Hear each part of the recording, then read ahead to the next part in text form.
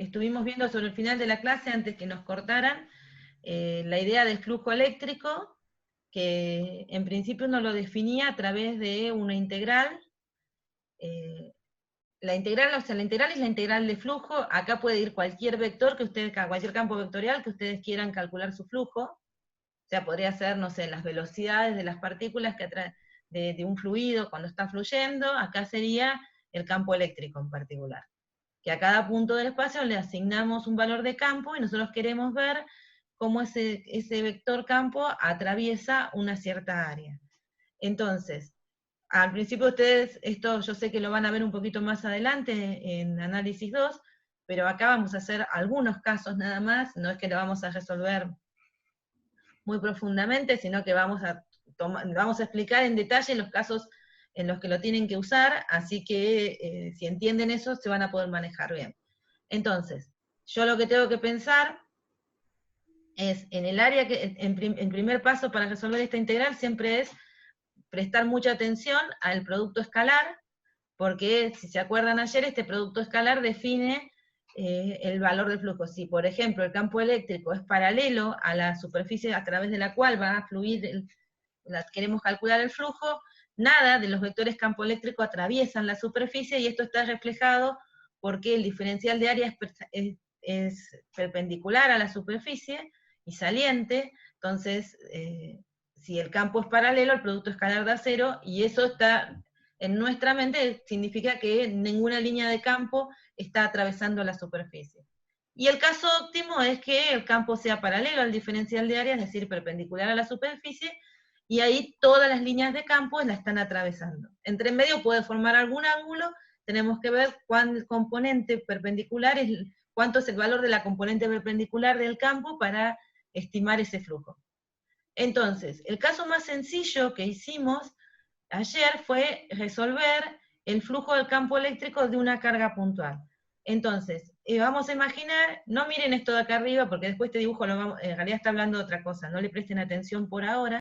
Círculos en realidad representan esferas que están envolviendo la carga puntual, y las vamos a poner concéntricas para que la cuenta nos sea más fácil. Entonces, el diferencial de área de esta esfera va a ser en la dirección radial, porque es perpendicular y saliente a cualquiera de las esferas, y el campo, ya sabemos que las líneas de campo de una carga puntual son radiales, y en el caso de una carga positiva, salientes. Así que, y este sería el campo de una carga puntual. No le presten mucha atención a esto es para decir que están que escrito en la dirección del versor R, que es el versor radial, esto está escrito en coordenadas esféricas, pero no le presten atención a esto, al que no manejan mucho las coordenadas esféricas, nos alcanza con que sepamos que el campo sale radialmente. Entonces, cuando hacemos el producto escalar, son dos vectores que son paralelos, que nos permite, si quiere el programa, ahí está, transformar el carácter vectorial de la integral de flujo en un carácter escalar, es decir, el producto escalar del módulo de uno al módulo del otro, coseno de 1, de coseno de 0 que da 1. Y habíamos acotado ayer que el circulito en el símbolo integral significa que estamos haciendo una integral en una superficie cerrada, como lo es la de una esfera concéntrica con la carga, que es la que estamos teniendo en cuenta. Cualquiera de estas líneas para nosotros representan esferas concéntricas. Entonces, si yo elijo una cualquiera de esas esferas que voy a llamar, que tiene radio RA, e intento calcular el flujo para esa esfera, me doy cuenta que el campo eléctrico, sobre todo una esfera concéntrica, tiene el mismo valor, porque RA es constante, es el radio de la esfera. Entonces, todo esto es independiente del diferencial de área, y lo puedo sacar de la integral. Entonces me queda la expresión Q sobre 4pi epsilon 0 RA al cuadrado, integrado, y la integral del diferencial de área, en el área cerrada de una esfera. Esa integral del diferencial de área nos da el área de la esfera, que es 4pi por el radio de la esfera al cuadrado. Terminamos la cuenta, y eso nos queda que el flujo es la carga que está encerrando la esfera sobre epsilon 0. Pero ese RA era genérico, era el radio de cualquiera de estas esferas. O sea, no me quedo dependiente del radio específico que vaya a elegir. Con lo cual yo termino diciendo que el flujo es la carga que encerró mi esfera, independiente del tamaño de la esfera que estoy considerando. Y en la lógica es obvio, ¿no? Si tenemos una cierta cantidad de líneas de campo, usando el concepto de línea de campo para ayudarnos a entender, que atraviesan una de estas esferas, esa misma cantidad de líneas de campo va a tener que atravesar las restantes. Pero lo interesante de esto es que así, en forma sencilla y en el caso más simplificado, nos lleva a un resultado más general, que es una ley, que es la ley de Gauss. Entonces, la ley de Gauss, o sea, no hicimos una demostración de la ley de Gauss. La ley de Gauss es una ley que la vamos a aceptar como postulado, que se puede interpretar, o sea, se puede seguir haciendo dibujitos, poner una superficie que no sea esférica, y eso está hecho en el CIR, si quieren lo pueden chusmear. Cuando tiene algún ángulo, o sea, la superficie es más irregular, se puede probar que al final termina dando lo mismo que si la superficie fuera esférica. O sea, te puede ir probando en forma cada vez más general que la ley que siempre nos va a dar que el flujo del campo eléctrico a través de una superficie cerrada es la carga encerrada sobre epsilon cero. Y eso para nosotros es la ley de Gauss. Esta ley tiene aspectos importantes. El primero de esta ley es que existe la existencia de monopolos eléctricos. Y vamos a llamar monopolos a las cargas eléctricas. Lo que quiere decir es que podemos tener por un lado cargas positivas y por el otro lado cargas negativas. O sea, podemos tener cargas negativas solas o cargas positivas solas. Esos son los monopolos, o sea, podemos tener de un tipo o del otro. Después vamos a ver que el otro campo asociado al electromagnetismo, que el magnético, no los tiene. Entonces, destacar que la ley de Gauss establece la existencia de monopolos eléctricos, es decir, cargas positivas y negativas que pueden estar separadas, es importante. La otra es que esa superficie que yo usé para trabajar con la ley de Gauss es una superficie imaginaria de forma arbitraria, y la vamos a llamar gaussiana. Es decir, ahí hice una esfera porque era la forma más fácil de hacer la cuenta. O sea, la forma más fácil en que ustedes verían las cosas. Pero esa superficie podría tener cualquier forma y es imaginaria, no es algo real, no tiene que haber un material definiendo la superficie. Yo quiero calcular el flujo del campo eléctrico a través de una superficie cerrada en alguna parte del espacio, y la superficie puede tener cualquier forma, y yo la elijo, pero la puedo elegir con la forma que me convenga para resolver un problema. Esto lo vamos a ver un poquito más a medida que avanzamos. Si la superficie gaussiana no contiene en su interior cargas, el flujo neto tiene que dar de cero. Entonces vamos por el principio. Obviamente, independiente de qué tan fácil o difícil nos resulte en algún problema resolver la integral de flujo, independiente de eso, yo, para saber cuánto me da el flujo, lo único que tengo que hacer es mirar la carga encerrada por la superficie gaussiana. O sea, miro adentro, saco la carga total que hay adentro de esa superficie y sé cuánto da el flujo. Hago Q sobre epsilon cero y sé cuánto da el flujo. Y eso es independiente de la forma que tenga la superficie, qué tan difícil sea resolverla. Yo ya sé cuánto va a dar esta integral contando cargas sin necesidad de resolverla. Y eso quiere decir,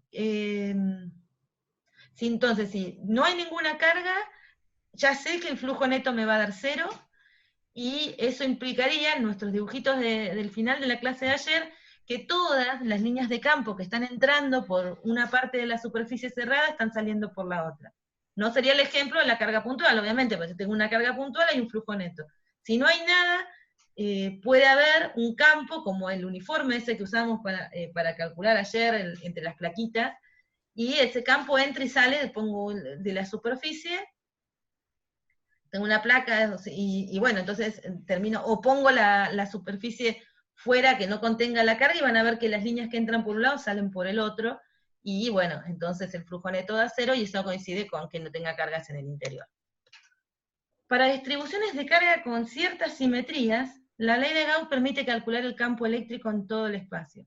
Ese va a ser el beneficio con el que la vamos a usar acá. Después va a tener más beneficios a lo largo que vayan haciendo la carrera, pero por ahora a nosotros nos importa que si tenemos determinadas simetrías, que las vamos a ir viendo hoy, y si no nos alcanza el tiempo terminaremos de verlas la semana que viene, podemos resolver en forma fácil la parte de la integral de flujo. y entonces encontrar una expresión del campo relacionado con la carga que está encerrada por la superficie gaussiana. Eso lo vamos a ver, no es que tienen que darse cuenta ahora ya a qué me estoy refiriendo. El campo es generado por todas las cargas y no solo por las encerradas por la superficie gaussiana. Es decir, esta integral de acá no tiene en cuenta solo este campo, no es solo el que generan las cargas que están en el interior de la superficie gaussiana, sino es el campo que generan todas las cargas en el espacio. Sin embargo, supónganse, si son cargas que no están en la región, las líneas de ese campo entran y salen de la superficie gaussiana, por eso no están en el conteo del valor final del flujo. Bien, pero la expresión que tiene el campo en esa región tiene que incluir lo que generan las cargas encerradas y lo que generan todas las cargas que no están encerradas por la superficie gaussiana.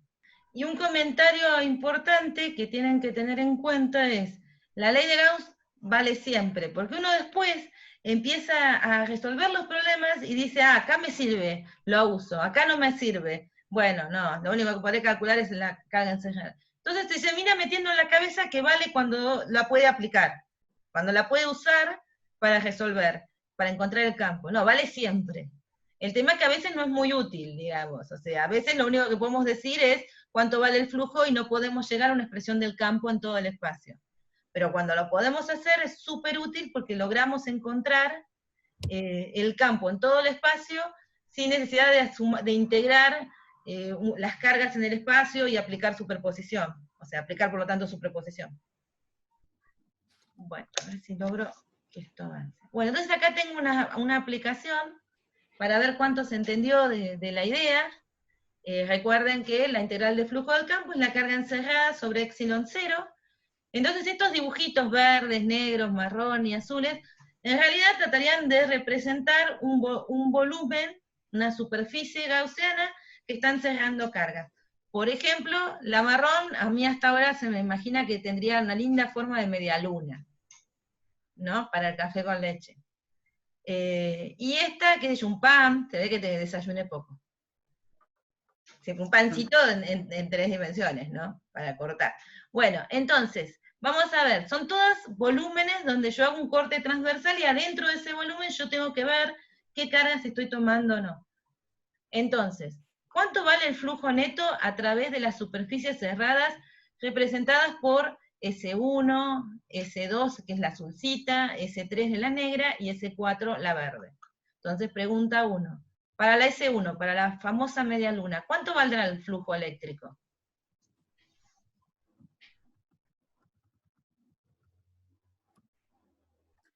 Acá alguien dice menos Q. ¿Menos Q? No va mal rumbeado. Alguien más dice menos Q dividido epsilon 0. Claro. Ahí Y acá mejor. empieza Perfecto. menos. Entonces, cuento las cargas, la carga total que están cerrando la superficie marrón, me da menos Q y la divido a epsilon 0. Y en la S2, que es la azulcita. Ceros, a ver qué dicen, 0, 0. Bien. La S3 es la negrita, esta de acá. Esta se parece a una tostada, pero tridimensional. Sigo con el desayuno, ¿viste, Lore? La S3, ¿qué les parece? A ver. ¿Qué dicen? Menos Q, menos 2Q sobre epsilon 0. Bien. ¿Y la verde?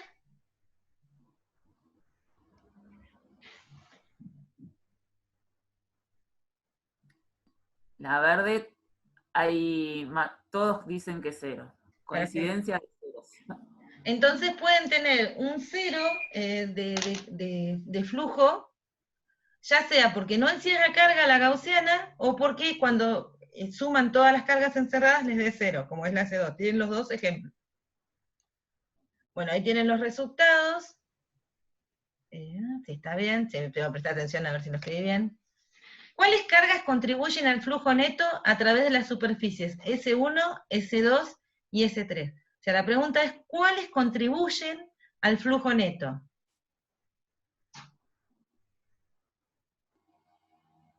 Vamos por la S1, para ser ordenados.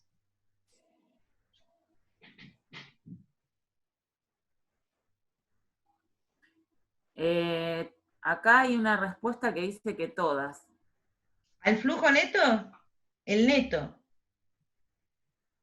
El neto sería lo que nos queda al final, es como los sueldos, ¿viste? Tenés el bruto, después te descuentan todo y ahí te viene el neto, que es lo que te dan en la mano. El verdadero sueldo. Acá sería el verdadero flujo, el que nos da la cuenta final.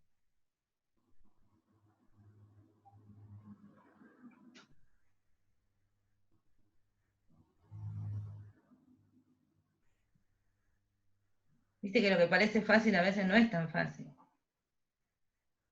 Claro, acá preguntan si se refiere al negro. Esperen, a ver, la S1 es la marrón, perdón. Ahí.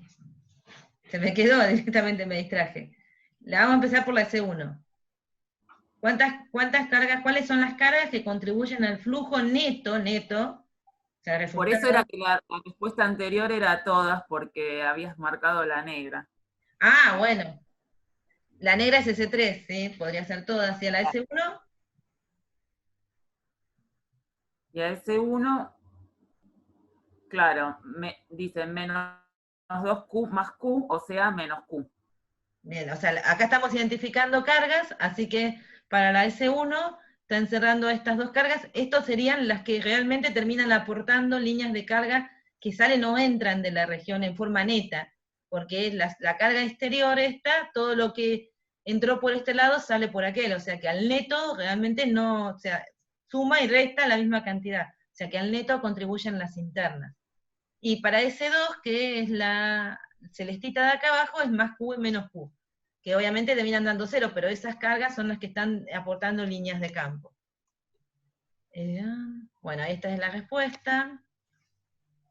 ¿Cuáles de las cargas ¿Cuál de las cargas contribuye al campo en un punto cualquiera sobre... esperen, a ver qué quise poner. ¿Cuál de las cargas contribuye al campo en un punto cualquiera sobre la superficie gaussiana? Me quedó fea la pregunta.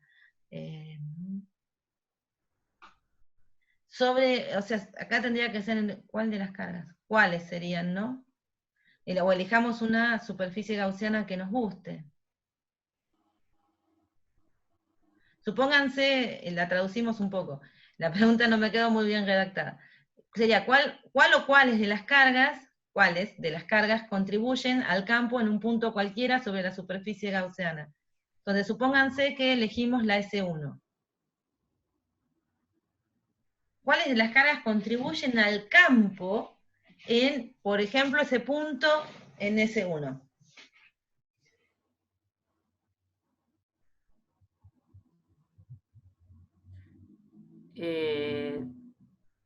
A ver.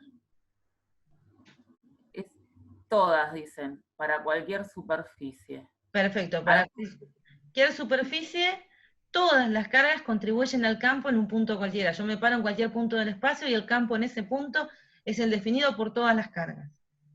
Esta por ahí es la diferencia entre un lado y la otro de la integral, digamos. ¿A qué tenemos que prestar atención? Sigamos un poquito más, si quieren, me permita.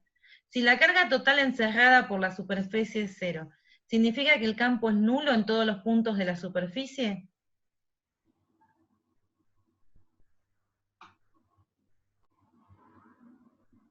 No, dicen que no.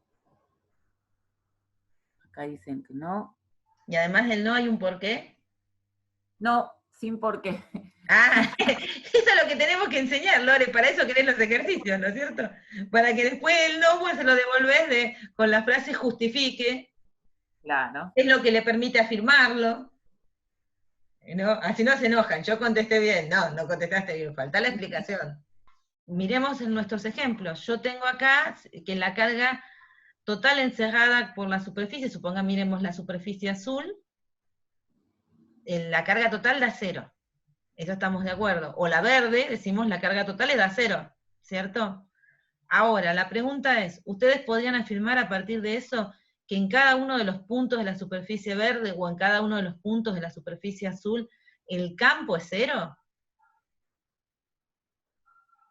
O sea, en cualquiera de esas dos la carga neta es 0. Ahora, ¿el campo es 0 sobre esas superficies?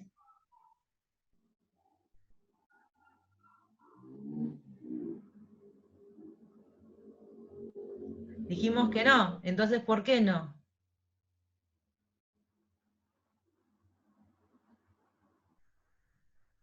Están esperando una explicación. Ahí dos respondieron. Wow, 3. Wow. Claro, dicen, porque hay otros campos, no hay un campo externo a la superficie, sería. O sea, el campo es el campo que está en el punto. ¿Está bien? Claro. O sea, no hay otro si o sea, uno por ahí se agarra al principio de superposición a veces, les aclaro esto, porque por ahí es más fácil agarrar y decir, bueno, calculo en un punto de acá el campo generado por la carga menos 2Q, calculo el de la carga Q, calculo el de la carga menos Q, sumo los tres campos y me da el campo que va a estar ahí. Pero el campo en ese punto es uno solo y es el que genera las tres cargas. ¿Bien? Y evidentemente uno no puede asegurar que estas tres cargas estén generando un campo nulo sobre toda esta superficie, de hecho no lo va a hacer. Lo que sí puede asegurar es que el campo que están generando esas tres cargas sobre esta superficie, las líneas de campo que entran sobre esta cara, están saliendo sobre la otra. Eso es lo que puede asegurar. Entonces, lo mismo si lo piensan en el azul. Acá, sobre esta azul, no tienen por qué tener un campo 0 sobre esta línea azul. Pero sí pueden asegurar que, esperen, ¿cuál era la que tengo que mirar? Está bien, no tienen por qué tener un campo 0 sobre esta línea azul. Pero sí podemos asegurar que de alguna forma la cantidad de líneas que está saliendo netas por la Q y por la menos Q nos tienen que dar, o sea, las líneas de más Q que están saliendo y las de menos Q tienen que ser tales que cuando sumemos la contribución a esa superficie, termina dándome un flujo neto 0. O sea, las más Q sacan líneas y las menos Q entran líneas y la suma de esas dos líneas a través de cada uno de los puntos nos tiene que dar 0. Pero es el flujo, ¿sí? Entonces, un ejemplo que por ahí los va a ayudar, si el programa me deja... bueno, esperen a... Después vemos la pregunta, a ver si me deja... ya la contesté, ya fue.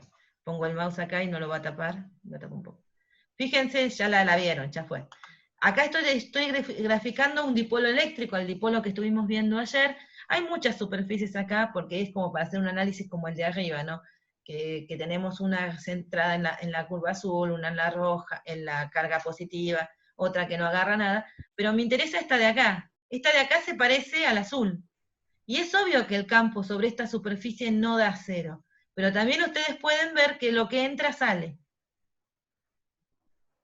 Está bien, esta línea que está entrando gira por acá y va, perdón, que está saliendo, gira por acá y va a entrar por acá. Idem con esta que hará todo un giro gigantesco y vendrá para acá. Así que lo que uno termina viendo es que la cantidad de líneas que entra son iguales a las que salen, pero no que el campo en esos puntos tenga que dar 0. Y lo que preguntaba la última, que por mostrarles ese dibujo ya tienen la respuesta, era si lo inverso es cierto. Si el campo es 0 en todos los puntos de la superficie, la carga neta encerrada es 0. Y la respuesta es sí, porque si el campo es 0, la integral de flujo nos da 0. Entonces, si la integral de flujo nos da 0, la igualdad nos lleva a que la carga neta que está encerrada tiene que ser 0. Al revés, sí. O sea, si sabemos que la carga neta encerrada es 0, lo único que podemos decir del flujo es que puede haber un campo nulo o puede haber un campo tal que las líneas que entran sean iguales a las que salen. Acá si uno aplica la superposición puede ir sacando todas las líneas de campo y ver cómo nos queda la expresión. Ahora, si yo ya sé que el campo es nulo, que estoy en una región donde no hay campo eléctrico, la integral sí o sí me da 0, y del otro lado la única opción que tengo es, no hay forma de decir, otra es decir, bueno, la carga neta encerrada es 0. Lo que no significa que no haya cargas, o sea, significa que la suma de las cargas me da 0. Podemos estar en conclusión, analizando la ley de Gauss, uno dice, si analiza el lado del flujo, puede tener un 0 porque neto da 0, o porque no hay campo. Y si analizan el lado de la carga, tiene que dar 0 únicamente porque la carga neta de 0. ¿Sí? O sea, la suma de las cargas adentro tiene que dar 0. Sigamos. Bueno, entonces ahora vamos a intentar ver aplicaciones que en general yo ya te los anticipé, la ley de Gauss para utilizarla de la forma que la vamos a utilizar en la materia, es útil si tenemos casos de alto grado de simetría. Y algo que es supersimétrico es una esfera. Entonces, vamos a empezar con una esfera. Y acá, para que no nos olvidemos, dejamos escrita la ley de Gauss. Esta es una esfera, yo le traté de poner onda que pareciera tridimensional, y esto marca el radio de la esfera. Entonces, si yo quiero resolver la integral, empezar por este lado, siempre voy a empezar a ver si puedo resolver la integral para encontrar una expresión del campo en relación con el área, y después me voy a preocupar por la carga que encierra. Entonces vamos a ver si podemos resolver la integral. Entonces la primera pregunta que nos vamos a hacer es si el campo presenta alguna simetría. O sea, la distribución de cargas que voy a poner, que acá no lo puse, me lo estaba tapando, es una distribución de cargas. Tengo una esfera de radio R con una densidad de carga volumétrica que va con el radio. Entonces, eso si uno analiza la densidad, bueno, en realidad lo primero que tienen que analizar es la densidad que les van a dar. Si les dicen uniformemente cargada, ya sabemos que es la palabra clave de que hay una densidad constante a lo largo de toda la esfera, entonces la densidad de carga tiene la misma simetría que la esfera, o sea, es simetría esférica. Si en este caso yo les doy un poquito más complejo, que es ponerle una densidad dependiente del radio de la esfera, que obviamente la densidad volumétrica va a cambiar desde el centro de la esfera hacia la superficie, pero cualquiera sea el caso, sabemos que con esferas concéntricas, que en esa esfera concéntrica, en la superficie de esa esfera voy a tener siempre la misma densidad de carga. Y si cuento toda la carga que tengo para adentro, o sea, voy a ir midiendo la densidad de carga como capas de cebolla, digamos, una forma de imaginarlo, donde sobre cada una de esas capas tengo la misma densidad. Así que eso también representa sobre toda la superficie. Entonces, eso también representa tener una simetría esférica. O sea, entonces nos va a permitir ahora decir, bueno, esto me asegura de alguna forma que la densidad de carga está representando la simetría de la misma esfera. Entonces ahora vamos a ver si el campo en esas condiciones presenta alguna simetría. Entonces, si quieres, para analizarlo, tenemos que pensar que cualquier punto puede ser ubicado sobre la dirección del radio de la esfera, y ese eje será un eje de simetría.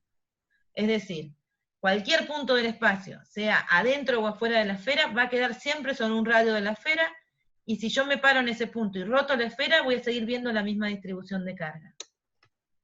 Bueno. Eso me va a llevar a que si la distribución de cargas que yo veo al rotar la esfera no cambia, que tampoco cambie el campo. ¿Sí? O sea, rotar a la esfera alrededor de un radio no me cambia la distribución de cargas, entonces, si yo sigo viendo lo mismo, ¿por qué me cambiaría el campo que veo en ese punto? Pero si yo elijo que el campo tenga, por ejemplo, una dirección así, supónganse en tangente en este punto, y yo lo roto, cuando lo roto, esa dirección me va a quedar apuntando hacia mí. Está bien, antes estaba apuntando sobre la hoja y ahora apuntaría sobre mí. Eso quiere decir que rotar la esfera y elegir que tenga una componente perpendicular al radio en alguna dirección, me lleva necesariamente a cambiar el campo. Pero eso no puede ocurrir, porque yo no cambio la distribución de carga al rotarla. Entonces, la opción, esta la tenemos que descartar. No puede haber componentes que sean tan perpendiculares al radio. Entonces, la única opción es que la componente del campo sea en la dirección del radio. Imagínense que a mí el dibujo me sale. Esa sería la única posibilidad. Descartamos las posibilidades de componentes no radiales.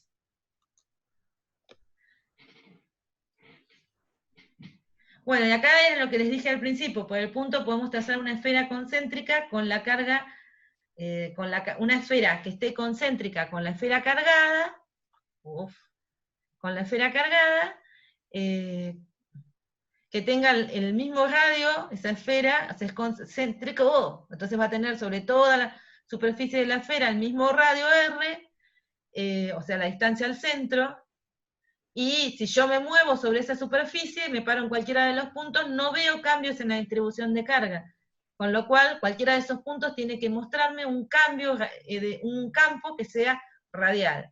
Entonces, con ese análisis de simetría, yo propongo que el campo que genera esa esfera sea radial, que vaya en la dirección del radio, y esféricamente simétrico quiere decir que va a depender solo de la distancia al centro de la esfera. ¿Sí? O sea, va a quedar sobre capas concéntricas, va a tener que tener sobre esferas concéntricas, sobre la superficie de esas esferas va a tener que tener el mismo módulo. Una vez que hago eso, me pregunto, antes de avanzar y preguntar por la superficie gaussiana adecuada, ¿se entiende lo de la simetría? ¿Por qué descarto las componentes que son perpendiculares al radio en ese punto?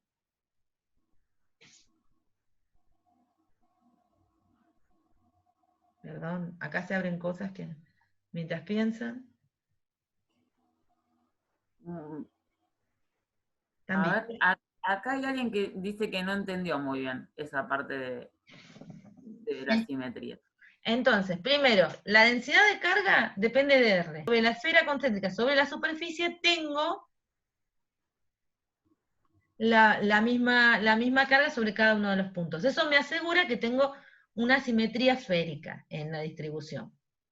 Entonces, asegurando eso, voy ahora a saber que tengo una esfera cargada y con esa distribución, con esa densidad de carga que acabo de poner, que es por ahí de las más complejas que vamos a tener en cuenta, yo aseguro que tengo la misma simetría que la esfera, que la parte estructural. Por otra parte, si ρ fuera ρ0 de una, ya sabemos que tiene simetría esférica, porque es la misma carga por unidad de volumen en todos los puntos de la esfera. Acá lo que aseguro es que tenga la simetría porque estoy asegurando que con capas concéntricas del radio entre 0 y el radio de la esfera, tengo en cada una de esas capas el mismo valor de densidad. Entonces ahora que ya sé la simetría de mi distribución de cargas, tengo que ir a analizar la simetría de mi campo para ver cómo resuelvo esta integral. Todo lo que estoy haciendo acá es para simplificar el paso y sacarle el carácter vectorial al flujo. Tengo que poder resolver el producto escalar. Entonces, el primer paso es elegir un punto cualquiera, como lo está indicando el vector blanquito, hacia un punto cualquiera, y digo, primero, cualquier punto que yo elija, ya sea afuera como adentro de la esfera, va a estar sobre algún radio de la esfera. Eso es así, digamos. O sea, yo elijo un punto afuera de una esfera y seguro encuentro un radio que va a salir de la esfera y va a pasar por ese punto. Así que, si está sobre un radio de la esfera, es un eje de simetría. ¿Por qué digo que es un eje de simetría? Porque si yo agarro parada en ese punto, miro hacia la esfera y la esfera la empiezo a rotar sobre sí misma, a esta esfera, no voy a ver cambios en la distribución de carga. ¿Sí? O sea, la roto y por las condiciones del problema no voy a ver cambios en la distribución de carga. Entonces, como no veo cambios en la distribución de carga, me voy a plantear qué le va a pasar al campo. Entonces yo digo, bueno, vamos a suponer que el campo tiene una componente, supónganse, perpendicular en alguna dirección al vector, al radio, o sea, al vector que apunta hacia el punto donde quiero calcular, o puede ser al radio específico, o sea, sí, sería perpendicular al radio, el radio estaría hasta acá, ¿no? Si lo estoy considerando ahí. Pero bueno, sería el vector que apunta hacia el punto donde quiero calcular el campo. Entonces yo digo, bueno, ahí en ese punto voy a tener un campo que puede ser perpendicular a R o puede ser paralelo en la dirección radial. Entonces, paso 2, digo, si la distribución de carga tiene simetría esférica y yo la roto y no veo cambios en la distribución de carga, mi campo tiene que quedar invariante ante esa distribución. Con lo cual, yo digo, bueno, la componente radial me va a quedar invariante, pero la componente que yo elegí perpendicular al radio, cuando yo la roto, si yo la elijo, por ejemplo, en esta dirección, como la dibujé acá, y roto la esfera, debería rotar con la esfera y ponerse hacia el frente, hacia mí, por ejemplo, que estoy mirando la compu. Entonces, Pero eso no tiene que ocurrir, porque la simetría del problema me dice que el campo tiene que estar invariante. Entonces, esa componente no puede existir. Elijan para donde elijan, perpendicular al R. Si yo roto la esfera, esa tendría que girar, y si eso ocurriera, me estaría cambiando el campo cuando yo estoy cambiando, cuando estoy moviendo una distribución de cargas alrededor de un eje de simetría que no me cambia la distribución. Eso no puede ocurrir, entonces llego a la conclusión de que el campo tiene que estar en la dirección radial, que esa componente perpendicular a la dirección radial no puede existir. El segundo punto que hago es ver que yo por el punto donde quiero calcular el campo, puedo armar toda una esfera del mismo radio concéntrica con la esfera cargada. Y ese análisis lo puedo repetir en cualquiera de los puntos de esa esfera. Con lo cual me llega a la conclusión de que si yo tengo un campo va a tener que valer lo mismo en cualquiera de los puntos de esa esfera, porque no hay motivo por el cual no lo valga. O sea, si yo me ubico sobre una esfera concéntrica, me paro y miro hacia la distribución de carga, tengo la misma distancia a la distribución de carga y veo lo mismo. O sea, en el cálculo debería darme la misma cuenta. Entonces, el campo sobre esa esfera concéntrica tiene que tener el mismo valor para ese R.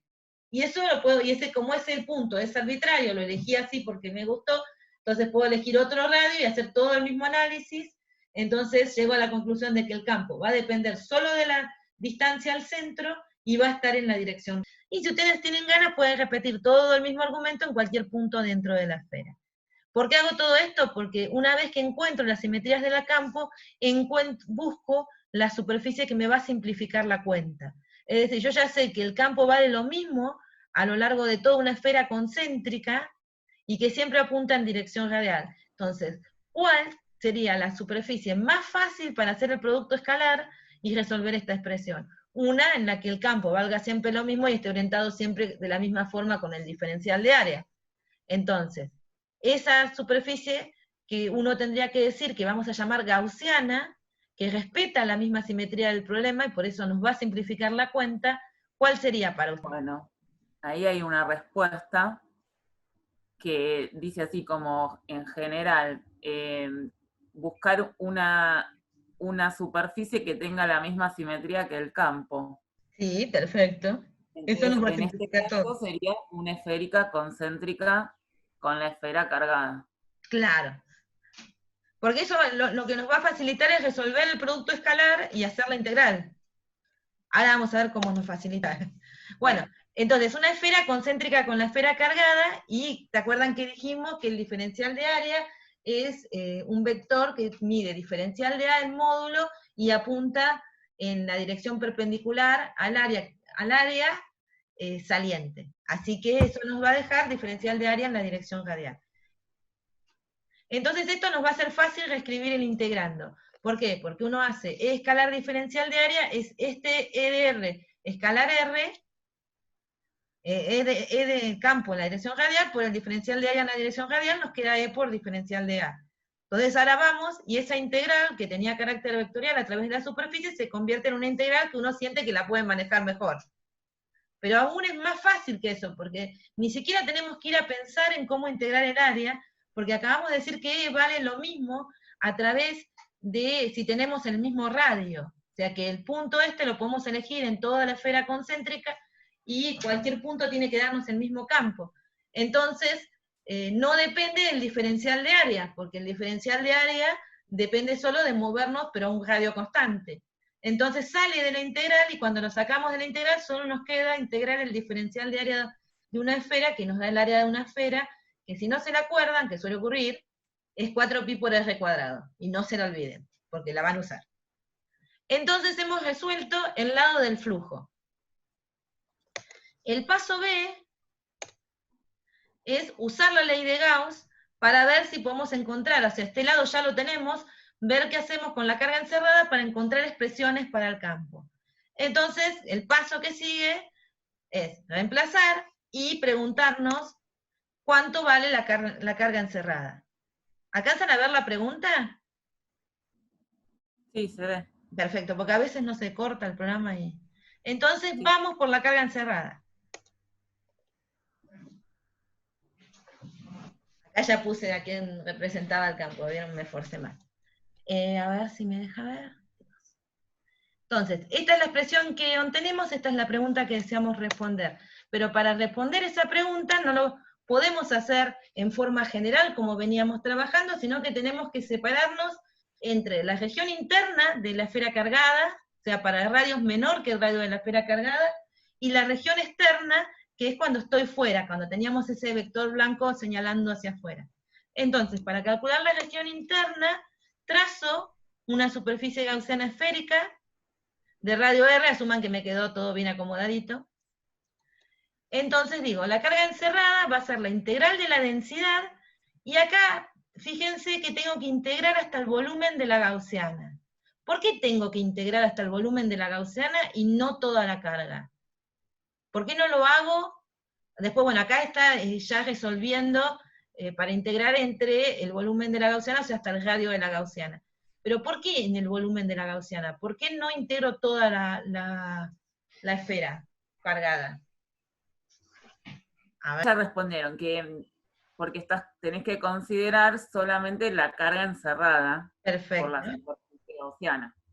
Está bien, porque estamos del otro lado de la integral y solo queremos las cargas que están generando líneas extras, básicamente, y serían las que están dentro. Bueno, entonces tengo que escribir el diferencial de volumen de una esfera.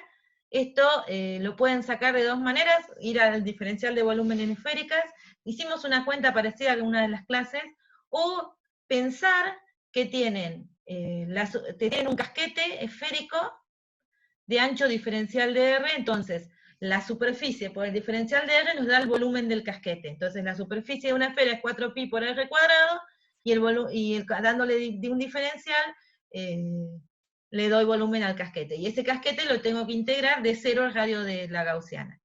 Fíjense que le puse primas para distinguir del R, que es el radio de la gaussiana hasta donde tengo que integrar, nada más. Entonces la integral nos va a dar ρ0 pi R a la cuarta. Entonces, reemplazamos ahora en la expresión que tenemos arriba y acomodamos la expresión. Tenemos una expresión del campo en función de los datos del problema y de la distancia al centro de la esfera. ¿Se terminó ahí el problema? ¿Qué opinan? ¿Yo ya lo resolví? ¿Esa es la respuesta que tendrían que dar en un parcial?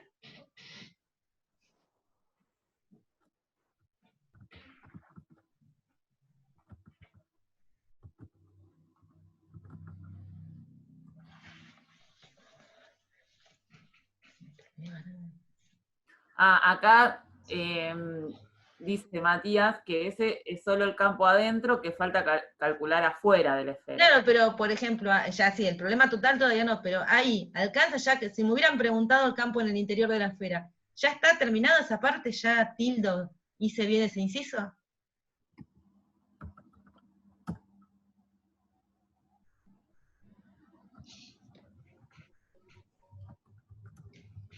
Le estoy tirando algunas ayudas. Ah, sí, está bien, vos tenés que ser yo tengo que tener el papel de mala, porque soy la profesora, vos pones el papel de buena, ¿viste? Como sea para que aprueben, básicamente, ¿no? Que aprendan y sigan su camino. Ahora sí, falta poner el versor. Claro, ahí ya está dando solo el módulo.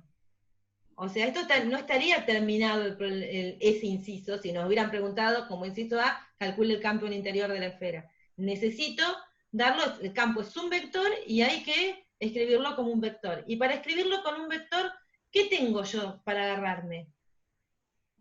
¿Cómo me doy cuenta? ¿Cómo terminar eso escrito como un vector?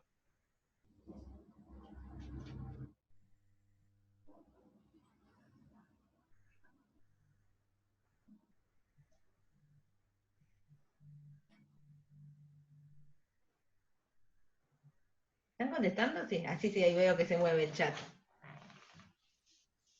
O los está ayudando Lore, que es otra acción. No, todavía no. Yo por eso no veo el chat, viste, es como que no quiero saberlo. Acá dicen si podés repetir la pregunta. Sí, o sea, estamos de acuerdo que no hemos terminado de expresar el campo, que nos falta terminarlo como un vector, es decir, es vector igual al módulo por una dirección.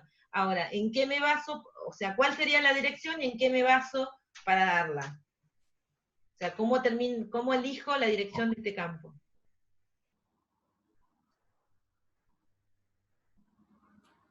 Bueno, sí, ya empezaron a aparecer respuestas que dicen que el versor radial, porque sigue la simetría de la esfera. Claro, En nosotros, general, la respuesta que ponen es esa.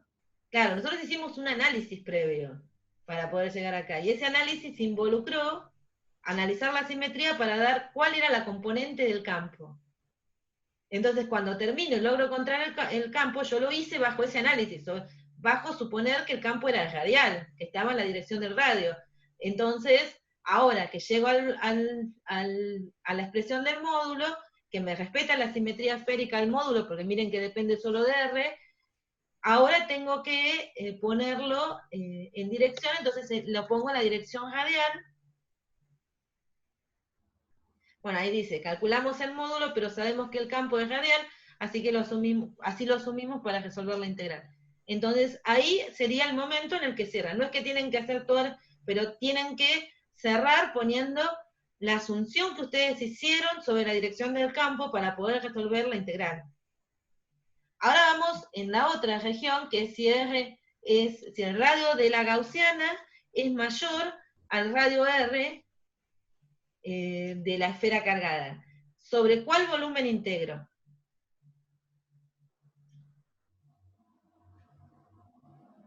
¿El volumen de la gaussiana o...?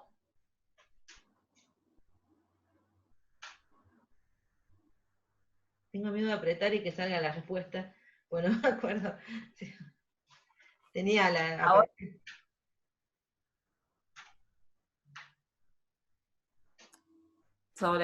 bueno, a ver, acá dicen sobre el radio de R de la esfera cargada, y entonces Marisa diría, ¿y por qué? Ya saben, o vos le agregaste el porqué. Yo Yo le quiero agregué. que perfecto, porque la idea es que ustedes entiendan cómo uno piensa cuando está resolviendo estos problemas, porque así pueden enfrentar cualquier problema, no solo el que les estamos explicando. Sí, no solo la explicación de cómo se resuelve, sino también los pasos que uno piensa cuando lo va resolviendo. Ah, muy bien. Entonces acá Mauro dijo, bueno, es solamente sobre el radio de la esfera cargada y no más allá, porque más allá ya no hay carga encerrada, no hay más Perfecto. carga. Entonces, fíjense, sería hasta ahí, mira, justo eso. Si yo, imagínense que me salió concéntrico, ¿no? Pero es difícil hacer esto a mano. Pero si yo integrara hasta el radio de la gaussiana, estaría agregándole toda esta región negra que evidentemente no tiene carga. Entonces ahí, ese está el volumen de la esfera, hasta el radio de la esfera. Ya esta integral la tenemos resuelta, lo único que tengo que hacer es reemplazar el R chiquito por el R grande, por el R de radio de la esfera, R mayúscula, y volver a reemplazar en la expresión que me daba el flujo, que ya lo tenía, para encontrar una expresión del campo, y ahora avanzar, si quiere el programa, para poner que para R mayor que R, esta expresión me da la dirección radial. Entonces, el mismo análisis, no terminé acá, tengo que darle dirección, obviamente es lo que discutimos hace 2 minutos para el radio de la gaussiana menor al radio de la esfera, así que lo tenemos. Pero fíjense en acá que yo avancé un poquito más para terminar de escribir esta expresión, porque en realidad a veces le dan la carga, no la densidad, ¿no? Entonces, uno puede ver que esta es la carga total encerrada y que esta expresión en realidad la puede dejar escrita en función de la carga total encerrada. Entonces, si la dejo en función de la carga total de la esfera, ¿a qué se parece esta expresión? ¿Les recuerda algo? Porque acá no se va a ver, pero cuando la escribimos en función de la carga total de la esfera, que la tenemos calculada en función de datos, fíjense que me queda una expresión que para nosotros debería ser conocida.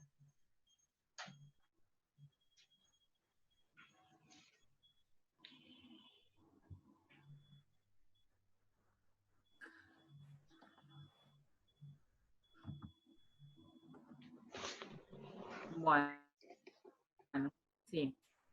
Ahí está la respuesta al campo de una carga puntual, ¿no? A todas las respuestas hay que agregarle bueno, alguno dijo carga puntual, pero por ejemplo en la última dice la expresión del campo de una carga, si uno no agrega la palabra puntual, Claro, no necesariamente es esto, ¿no? porque la esfera también es una carga. Claro. O sea, no es un objeto cargado, básicamente. Claro. Sí, y es una peculiaridad de las esferas. Estando fuera de las esferas, no, lo que se ve desde afuera de la esfera es lo que se vería si tuviéramos toda la carga de la esfera concentrada en un punto. De una esfera así, con este tipo de distribuciones esféricas. Es como desde afuera, o sea, y no necesito irme como todo lo que estuvimos viendo ayer, que hacíamos el límite y nos alejábamos un montón y decíamos, mirá, nos da el campo una carga puntual. Hicimos eso varias veces ayer con distintas distribuciones de carga. En el caso de la esfera, que no la integramos ayer porque por la integración es más, es un bardo y no valía la pena luchar, para la esfera, inmediatamente con un R un poquito más grande que el radio, ya nos da el campo de una carga puntual. O sea, saliendo de la esfera ya nos da el campo de una carga puntual. Entonces, abajo yo se los dejé anotados para que lo recuerden. Y seguimos. Sí, sigue el problema. Bien.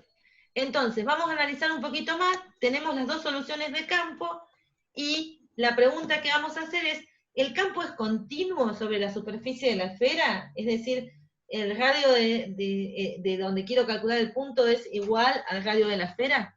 ¿Qué opinan? ¿Es continuo? ¿Cómo me doy cuenta si es continuo o no? Analizo a qué tienden los valores de las expresiones de campo por derecha y por izquierda. ¿Y ustedes qué piensan? ¿Tienden al mismo valor? Miren en este caso las que están... Hay un dibujito que había hecho donde intento dibujar a mano alzada, que lo hice para no tener que luchar con la tableta hoy, que fíjense que marca justamente la continuidad del campo, y uno ve que el campo está creciendo parabólicamente, y después decrece como 1 sobre R cuadrado. Imagínense que más o menos me salió el dibujo, porque está a mano alzada. Y que el campo es continuo, que en ese punto vale lo mismo. Y en general, como ayuda a memoria, tengan en cuenta que si les dan distribuciones volumétricas de carga en la interfase, es decir, en la superficie que está entre la distribución de carga y el vacío o el aire, el campo les tiene que dar continuo, en distribuciones volumétricas de carga. Bueno, ahora, obviamente, vamos a ir a una distribución que no es volumétrica de carga, es una distribución, una esfera que está cargada superficialmente. Entonces, la primera pregunta que seguramente dice, esperen que necesito que me deje ver. Entonces tiene una carga Q uniformemente distribuida en la superficie. Recuerden que la palabra mágica uniformemente distribuida significa que esa Q genera una densidad de carga sigma que es Q sobre el área de la superficie de la esfera y cargada. Y eso, o sea, uniformemente distribuida significa la misma densidad de carga. Entonces puedo escribir a la densidad de carga como Q sobre el área. Entonces, de esta esfera, yo voy a tener toda la carga Q ubicada en la superficie y nada en el interior.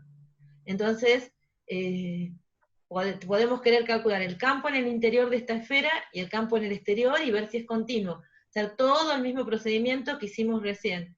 Pero hay cosas que nos van a simplificar. La primera es, si siguen valiendo todos nuestros argumentos de simetría que hicimos para decir la dirección del campo y que hicimos para elegir que era radial, que elegir la superficie gaussiana. ¿Eso sigue valiendo?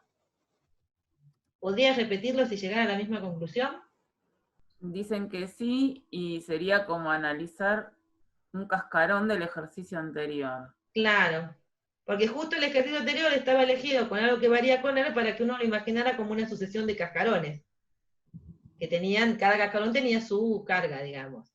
Acá es, todos los cascarones de adentro los acabamos de sacar, nos quedamos solo con el más externo. Así que sigue valiendo. Entonces ya tenemos un paso hecho, sabemos cuánto da esta integral. Si quiere aparecer, hasta la va a dejar ver. Este lado ya lo sabemos. Ahora, ¿cuánto vale la carga encerrada? Es la discusión. ¿Entendés? La diferencia con el caso anterior es estimar la carga encerrada por la gaussiana. Empezamos de vuelta con analizar adentro y afuera, y obviamente adentro no tenemos carga, porque es parte del problema, está todo en superficie. la carga encerrada es 0. Entonces, cuando vengo a reemplazar, me queda que E por 4πr², que es un número porque es el radio de la gaussiana, esto no da 0, tiene que ser igual a 0. Entonces, la única conclusión para que esto nos dé 0 es que el campo sea nulo en el interior de la esfera cargada superficialmente. Es decir, todo adentro, hasta todos los R's menores que el radio de la esfera cargada, tienen campo nulo en su interior. Si R es mayor que R, que si R de la gaussiana es mayor que el radio de la esfera, la carga encerrada es toda la carga de la esfera. Así que uno toma una gaussiana cualquiera, hacemos el mismo razonamiento que antes, y nos queda que la expresión del campo, en este caso, fíjense en que yo les di directamente la carga, no la densidad, así que me queda la expresión igual que en el caso anterior. Es decir, ahora, para una esfera cargada superficialmente, llegamos a también el campo de una carga puntual, o sea, llegamos a la conclusión de que el campo de una esfera fuera de la esfera esté cargada en su superficie o esté cargada en su interior, si tiene la simetría de carga de la esfera, el campo fuera nos da el campo de una carga puntual. Bien, y ahí hay un dibujito, que este sí me lo choré de un libro, que fíjense que les pone cómo sería el campo de la esfera adentro, cómo sería el campo de la esfera afuera. Y el punto donde tienen el radio, que tienen una discontinuidad. ¿Sí? O sea que acá sí hay una densidad superficial y se produce una discontinuidad. Si ustedes quieren y reemplazan R acá, el radio de la esfera, y acomodan, van a ver que usando la idea de que sigma, la densidad superficial de carga, es la carga sobre el área en el que está distribuida, que es 4π por el radio de la esfera cuadrado, van a ver que la discontinuidad esa que tienen ahí es, si quieren aparecer, la densidad de carga, densidad superficial de carga, sobre epsilon 0. Eso va a hacer que lo van a encontrar siempre. O sea, cada vez que atraviesen una densidad superficial de carga, van a obtener una discontinuidad en el campo que vale sigma sobre epsilon 0. Acá lo obtuvimos para la esfera que adentro no tiene campo y salta a un campo de una carga puntual, a partir del radio de la esfera, y nos da que esa es la discontinuidad. Pero les va a dar siempre que atraviesen una superficie, una densidad superficial de carga, les tiene que dar esa discontinuidad en el campo. Así que también es una forma de probar que están entendiendo o haciendo las cosas bien, porque si no les da esa discontinuidad, por ahí hay algún error en las cuentas. Bueno, lo que vamos a ver ahora es otro caso que se puede utilizar la ley de Gauss por su simetría, así que vamos a hacer un análisis parecido a la esfera para ver cómo utilizamos en este caso la ley de Gauss. Entonces lo que vamos a considerar es un hilo largo, recto, con carga Q uniformemente distribuida. Y en esta cantidad de palabras que decimos hay un montón de palabras claves. Hilo, y sin darnos la especificación del diámetro, nos está dando la característica, o si nos hubieran dicho alambre, pero sin darnos el diámetro, y nos dicen que es fino, nos están diciendo que no vamos a considerar dos regiones que el interior, al tener un diámetro despreciable, no nos importa. Recto nos va a permitir hacer las consideraciones de simetría, y largo lo que nos dice es que en general la mayoría de los puntos alrededor del hilo van a tener un campo que va a seguir la dirección perpendicular, ahora volvemos a repasar el porqué, y que los efectos de borde quedan alejados, así que mientras estemos lejos de los bordes del hilo vamos a poder suponer las construcciones de simetría que vamos a hacer ahora para la región del centro. Y uniformemente distribuida sabemos qué significa densidad de carga constante, que en este caso, como suponemos que es un hilo fino, lo estamos aproximando con una línea cargada, y en ese caso es lambda, que sería la carga dividida la longitud del hilo. Bien, entonces las consideraciones de simetría que usamos ayer para poder calcular campo fue ponernos en un punto por el centro del hilo, tomar un diferencial de carga, ver el campo que realizaba, tomar un diferencial de carga simétrico, trazar el campo que realizaba y ver que las componentes que son paralelas a la dirección del hilo se compensan de esas dos diferenciales de carga y nos dan 0.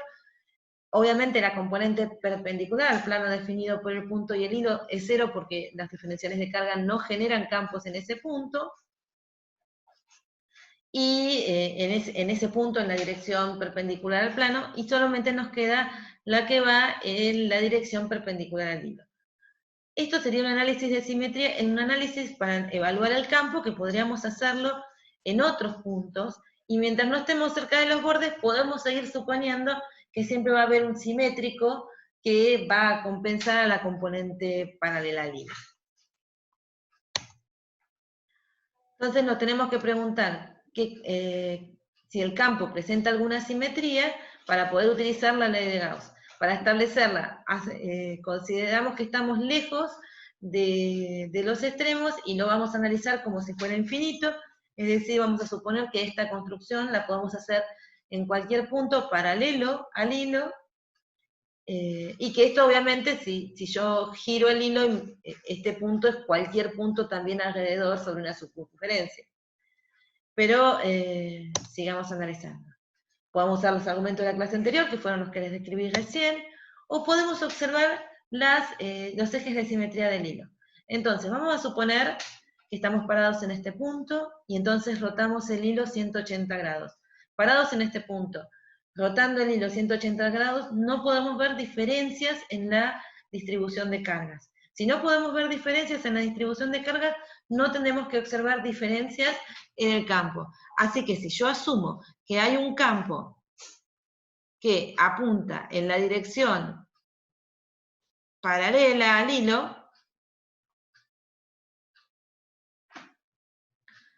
olvídense del análisis que hicimos antes, este es un análisis diferente, o sea, vamos a suponer que este análisis no lo hicimos, entonces analizo la simetría del problema y digo, bueno, tengo el hilo, si yo lo invierto y lo pongo a 180 grados, lo giro 180 grados respecto de un eje que pasa por este punto, el campo no debería cambiar, porque no cambia la distribución de cargas. Entonces, si yo tengo una componente que, por ejemplo, apunta en esta dirección, o una que apunta saliente, si yo lo giro, la componente que apunta hacia arriba apuntaría hacia abajo, o la que está de saliente estaría entrante, se estaría cambiando el campo que yo observaría en este punto y no habría cambiado la distribución. Como es incompatible, descarto la existencia de otras componentes que sean diferentes de la componente que va en la línea perpendicular al hilo. Observen que esta componente sí es invariante frente a rotaciones de 180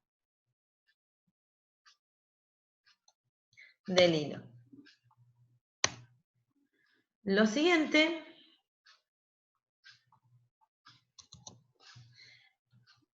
es rotar el hilo sobre sí mismo. Si rotamos el hilo sobre sí mismo, también tenemos que ver que no debemos observar cambios en la distribución y no debemos observar cambios en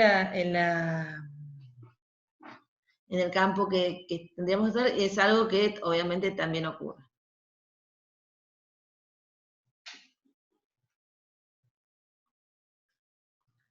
Por otra parte, si yo me traslado a este punto paralelo al hilo, veo que todo lo que dije sigue valiendo, y si este punto lo voy trasladando alrededor del hilo sobre una circunferencia, también valen todos mis argumentos. En consecuencia, sobre cilindros concéntricos con el hilo, sobre la superficie del cilindro concéntrico con el hilo, sin considerar las tapas, solo la parte curvada, yo voy a tener la misma valor de campo con el campo apuntando en la dirección radial. Así que digo que el campo es radial, a donde estoy definiendo la dirección radial como la dirección que apunta del eje del hilo hacia el punto donde quiero calcular el campo, y con simetría cilíndrica.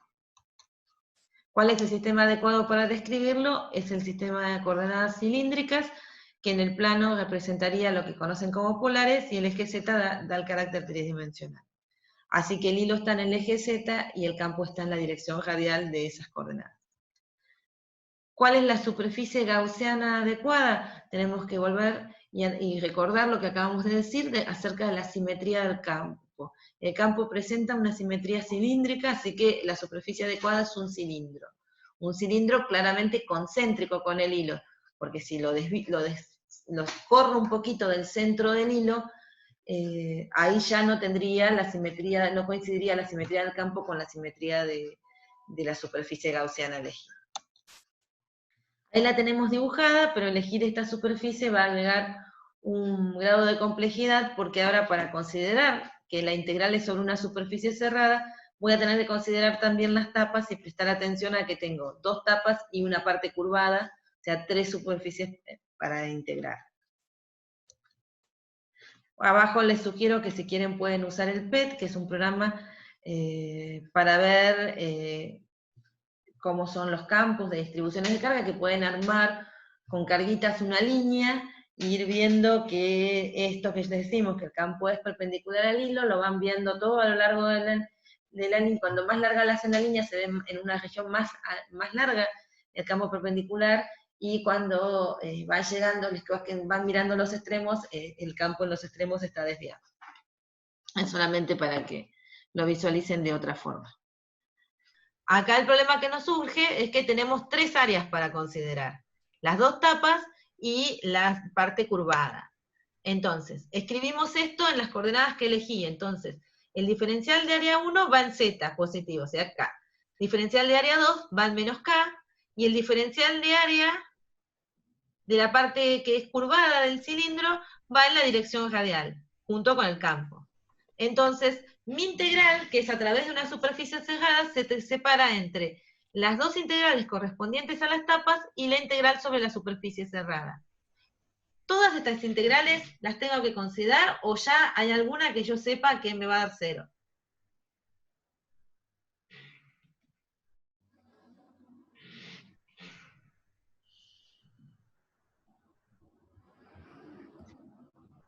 Alguien contestó, gracias Dios. 2 minutitos y terminamos, 2 minutitos y terminamos. Me pasa que usamos mucho tiempo al principio para organizarnos. Sí, para organizar.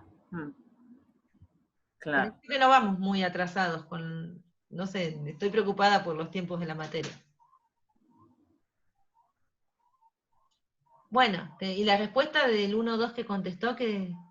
Sí, dice que la de las tapas dan 0 porque son tangentes, el campo y la superficie, o sea, el diferencial son tangentes, el diferencial de área. O sea, claro, no dice un poquito, dice, las tapas dan 0 porque son tangentes al campo las superficies. Hay que reformularla un poquito, pero la idea bueno, es... la idea está entendiendo, o sea, el campo es tangente a la superficie, así que nada del campo está atravesando realmente las tapas. Esa sería la respuesta que está escribiendo. Que equivale a decir que si uno reemplaza nuestra suposición del campo en la dirección R y hace los productos escalares, estos 2 productos escalares se anulan.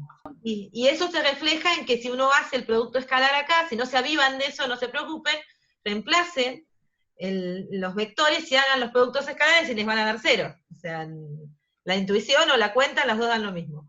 Y esta otra, que esto significa, esto sería, acá está C, significa la integral sobre todo el cilindro, ¿no? Para distinguir con los diferenciales que tengo, los nombres de diferencial acá.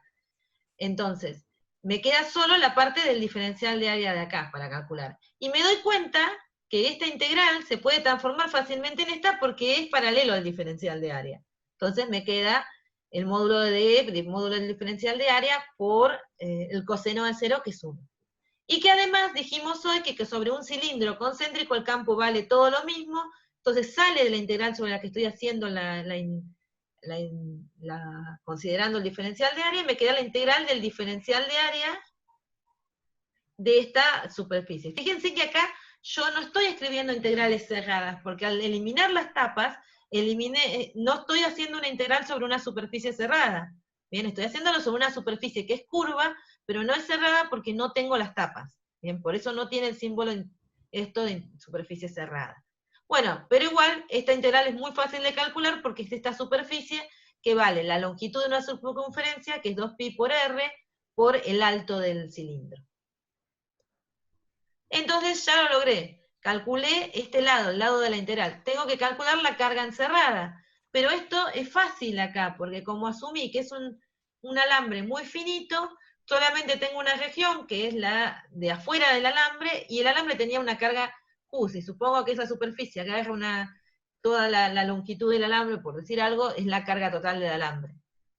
Entonces, hago la cuenta, bueno, acá cambié la notación, esta L es la misma L que acá, perdón, vamos a hacer una patita a la L.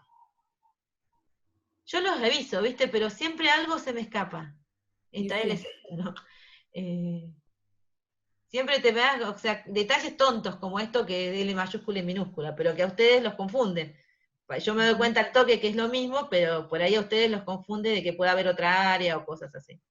Bueno, entonces fíjense que hemos encontrado el campo que cae o sea, cae más lento, decae más lento que el de una carga puntual. Fíjense, más allá de que acá nos falta el 4, ¿no? Es un 2, fíjense que aparece la R y no el R cuadrado, o sea que cuando nos alejamos de la línea, no cae como una carga puntual. Y eso lo habíamos obtenido ayer por integración. Si se fijan acá, con los argumentos de simetría terminamos mucho más rápido la cuenta, hicimos menos cuentas. Y bueno, sí, es interesante que vean que no se va a comportar el alambre como una carga puntual porque es infinito. Bien. Y bueno, acá les dejo aclarado que estoy haciéndolo solo en una región porque consideramos despreciable el grosor del... ¡Uy, el grosor del anillo! No. Junto puntos, debo querer escribir hilo, pero pongo anillo, y encima no me deja escribir, porque me escribe ahí. Arriba. Sí, me sube el puntero y no me deja escribir el maldito bastardo. Esto es, fíjate, hilo. Eso, bueno, ustedes cuando le llamo distinto a las cosas, miren qué bonito me quedó la palabra hilo. Parece que hubiese firmado. Bueno, pero igual, es un hilo. Esto no va. Esto no va. Sí. Del hilo. Vamos a chicos, ¿tienen alguna pregunta? ¿Están vivos? ¿Se entendió hasta acá cómo usar Gauss al menos con la esfera y el hilo? Bueno, sí, acá dicen que uno dice que se entendió.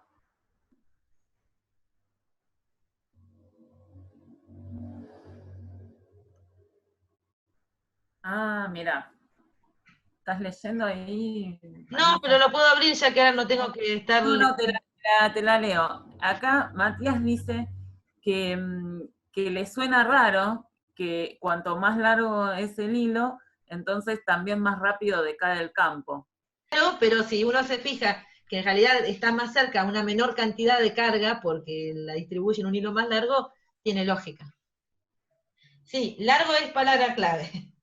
Así como Claro. uniformemente distribuido es palabra clave para densidad constante, largo en los hilos y en los cilindros es como una palabra clave para calcular con Gauss.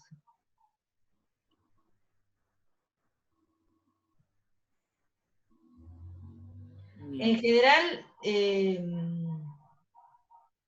sí, claro, si el hilo es finito por finititud, o sea, la longitud es acotada y yo me doy cuenta, o sea, el campo que voy a medir me está afectando, los bordes me están afectando, hay que no podemos usar Gauss. Ahora, si nosotros estamos a una distancia del hilo mucho menor que la longitud del hilo, o nos dicen el hilo es largo y lejos de los extremos, nos hacen ese tipo de acotaciones, ahí nosotros podemos usar Gauss. Y la otra cosa que para tener que considerar una o dos regiones, tienen que prestar atención si les están diciendo que es fino el hilo, o de diámetro despreciable, o les dan un diámetro. Si les dan un diámetro, ya saben que tienen que usar dos regiones. Son palabras claves esas para saber qué hacer. Las justificaciones también son claras, ¿no? Si yo tomo un hilo de 1 centímetro y me ubico a, no sé, 20 centímetros, y yo me doy cuenta que el hilo es de 1 centímetro, no puedo decir que no voy a ser afectada por los bordes. Ahora, si el hilo es 1 centímetro y me ubico a 10 a la menos 6, a 1 micrón, y sí, el hilo es bastante infinito, digamos. Esas cosas, si no me pongo cerca de los bordes, cerca del centro del hilo, puedo hacer todos los argumentos de simetría que desarrollé. Entonces uno tiene que prestar atención. Eso igual yo les iba a poner, después que terminemos de ver los casos, una serie de preguntas diciendo cuándo puedo y cuándo no puedo usar Gauss, para que vayamos contestando, y no sé si se las iba a incluir en una clase o les iba a subir un cuestionario, como estoy haciendo los de Física 2, que por ahí ustedes contestan en el cuestionario y hacemos la devolución del cuestionario, que es una opción también, digamos. Yo cortaría acá, porque ya nos pasamos como 15 minutos y se calculo que en cualquier momento nos van a casar. Espero que hayan entendido. El martes seguimos con esta ley y les explico un poco más otros casos, porque nos queda el cilindro, nos queda el plano. Que igual ustedes con estas ideas pueden intentar hacerlo, pero me gustaría explicárselos un poco más. A ver si se entendió. Bueno. Vamos a quedar explicando. Bueno, entonces nos vemos la semana que viene, a menos que quieran preguntar algo mientras voy deteniendo la grabación.